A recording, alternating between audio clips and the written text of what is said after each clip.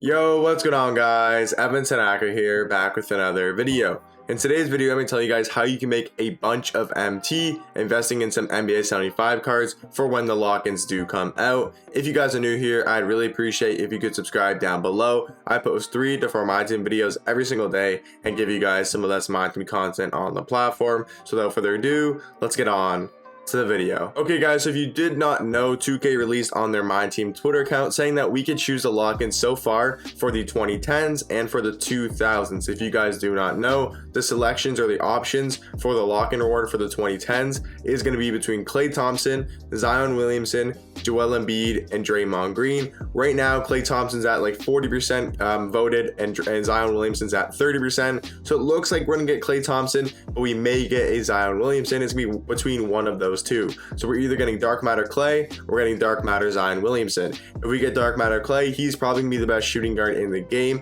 If we get Dark Matter Zion, he may be very good. He could either be really good or could be really bad. We know the lock-in for the 2000s is going to be Dwight Howard, Manu Ginobili, Steve Francis, and Chris Bosh. So not the best names in there. So far, Dwight Howard looks like he's going to run away with it. I think he's at like 45% voted, and everyone else is around 15, 10, 20%. So I think we're going to get Dark Matter Dwight Howard. Now, if he gets a 3-ball, he could be really good. If that Dark Matter's Dwight Howard gets a 3-ball, he could be one of the best centers in the game. So maybe it's a good idea to invest in some of these Paul Pierces, because you guys can even see the market has gone up a little bit with NBA 75 cards. I made a video similar to this about a week or 2 ago, telling you guys to invest in some of these NBA 75 cards, because I had a feeling the lock-ins were coming soon. We talked about the 2010s. You can already see James Harden's around 15,000 MT. I saw so many James Hardens a week ago, 2 weeks ago for like 7,000 MT, 8,000 MT. Westbrook, he's gone up a bit in price. So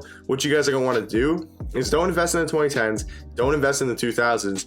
You're going to want to invest in the 1990s, the 1980s, the 1970s, and the 1960s, because when their lock-ins get released, that means their prices are going to skyrocket in price, and especially when they come out. So for example, when we look at the 1960s, you guys can invest in Willis Reed. I'm pretty sure there's barely any John Havliceks. There's 2 John Havliceks for 10,000 MT, but we look at Paul Reason, pretty sure there's more of him, around 7,000 MT. We look at Hal Greer, looks like there's a couple of him as well for around 4,000 MT. And I swear to God, I made this video literally 2 weeks ago, and all these cards were 1,000, 2,000 MT. So if you guys listened to me back then, you've already made so much MT, but if you can still get in now and you can still make a decent amount of MT, look at Oscar Robertson, 2,000 MT. You guys can see right here when they release a 1970s award lock-in reward, he's going to go up in price to what we're looking at for John Havlicek and those type of guys. We look at Dave Bing, the exact same thing. You can pick some of him up for 3,000 MT. I think I could see these amethysts all going up to at least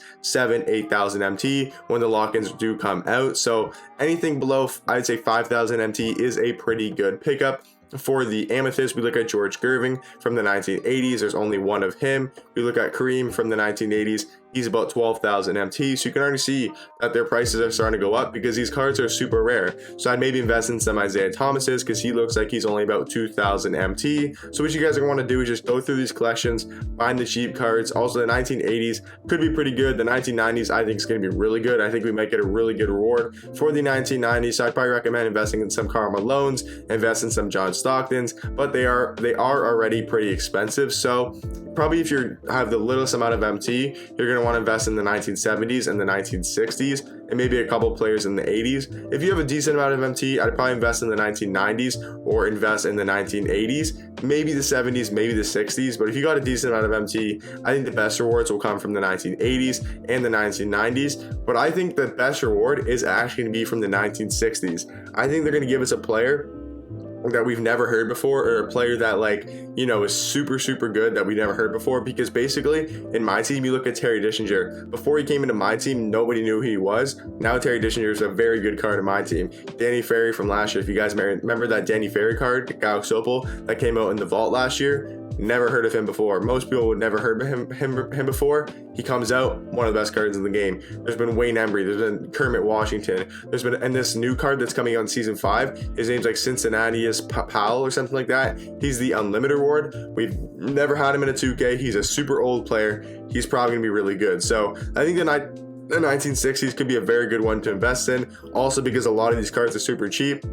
right? Even the diamonds are super cheap, like Sam Jones, like Lenny Wilkins, all super cheap. So what I would do, guys, is just go through all the collections. I would probably stay away from the 2010s and the 2000s, especially the 2000s, because I don't think Dwight Howard is going to be that good, and there's only one amethyst available, and the rest are pink diamonds. So 2000 is not the best one to invest in. I would not invest in the 2010s as well, because the lowest two are diamonds, who are both like 15,000 MT, and then of course pink diamond, you know, Giannis is 98,000 MT, and then Kawhi is like the same amount too. So I go for the 1990s, the 1980s, the 1970s, and the 1960s. You guys can let me know in the comment section down below. Are you guys going to be investing in some of these cards? Let me know in the comment section down below. I hope you guys did enjoy this video. Just want to give you guys a quick video explaining how to make MT investing in some of these cards, because I forgot to mention when the cards are coming out. So the lock-in for the 2010 is going to be March 1st, and I'm pretty sure the lock-in for the 2000s is going to be also March 1st, and then we'll have to find out when the 1990s, the 1980s, the 70s, and the 60s for the lock-ins to come out. But I hope you guys did enjoy this video, and I'll catch you guys in the next one. Peace.